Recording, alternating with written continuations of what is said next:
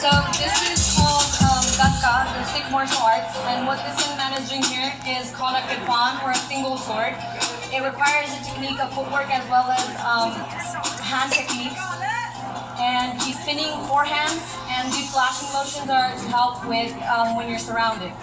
The footwork makes sure that he covers the whole arena, and the jumps make his hits much more stronger.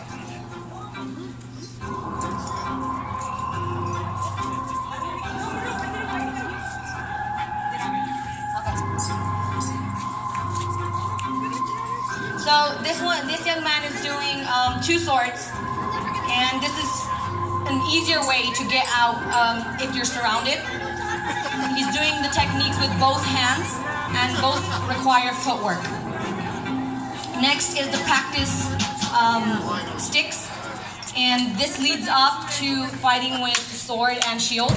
This is to help practice that technique, the footwork, and jumps as well.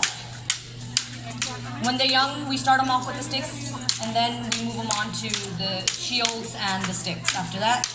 Now they're aiming for the heads and shoulders and legs. There's something for everything, as well as jumps. All right. Next, and then when they end off saying that, we're not actually here to hurt each other, it's just a challenge. This is called a dong. A dong is a stick, and it's also helpful for if you don't have a sword. It's really helpful. It can be as strong as breaking people's bones, and the jumps and the spinning allow you to cover a really wide area. This is a gola. It's a ball made out of metal. Again, all of these spinning techniques is if you're surrounded, it's easier to break out. Also, you can break bones and fracture like skulls. Next, we have the practice spinning sword. It's covered with, spinning stick. It's covered with cloth on both ends, so in case the person that's learning hits themselves like that, they won't hurt themselves.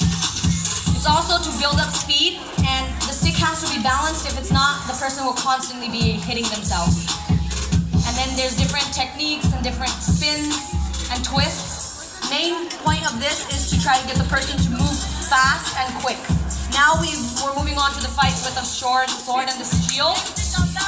They start off with saying that we're challenging each other. The footwork, make sure they move in all directions. As you can hear, they're made out of metal, so they're real. And we had somebody ask us that last time, like, are they real? So I just want to clear that up. Next we have what is called the chakkar. The chakkar is usually made out of metal, and it's used to deflect arrows. So you have to be really strength. You have to have a lot of strength, and you have to have a lot of speed. And it can also be thrown to one another. And in case someone is stuck and surrounded, you can throw them a chakkar to help them get out. There's a lot of jumps, a lot of movement that requires a lot of stamina. So we start them off with ones made out of plastic, so they can build up the techniques. You can throw them to someone that's surrounded. A lot of different techniques to show balance, to show speed, require that you move around. Next, we have another example. Older girls have our group that are going to be doing fighting. So that's a battle cry, trying to get the fighters to have more motivation and feel strength while they're fighting. Next, we'll have a kera. A kera is exactly how a person that is surrounded will fight. Oh, before that, we'll have a dong fight, which is two sticks being fought with each other. And these sticks may seem flimsy, they're bamboo sticks, but if they're wielded with strength, they can break bones. And this is a really good way to teach form and the way to protect your body with a weapon that's longer than you are.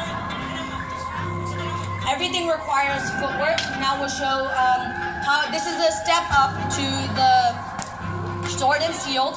So teaching how to fight with a stick and a shield will help them move faster and learn the techniques of how to do the sword and shield later on, because they're much heavier, and that's why we start them off this way.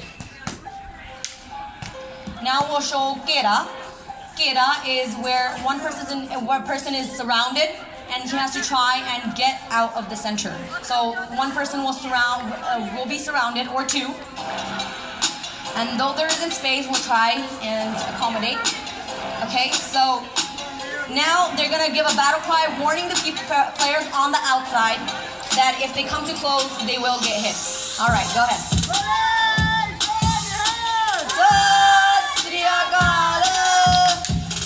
So the point is, the people in the center try to keep each other's back so that no one else can hurt them, and they move around the circle. And now and with that it ends. This is usually when we're showing us the ceremony. This is usually how it ends with the kera. What she's doing in the middle is a double-edged sword, so that when she spins, both sides of the sword can actually do the damage. Now we'll be ending with the katenama.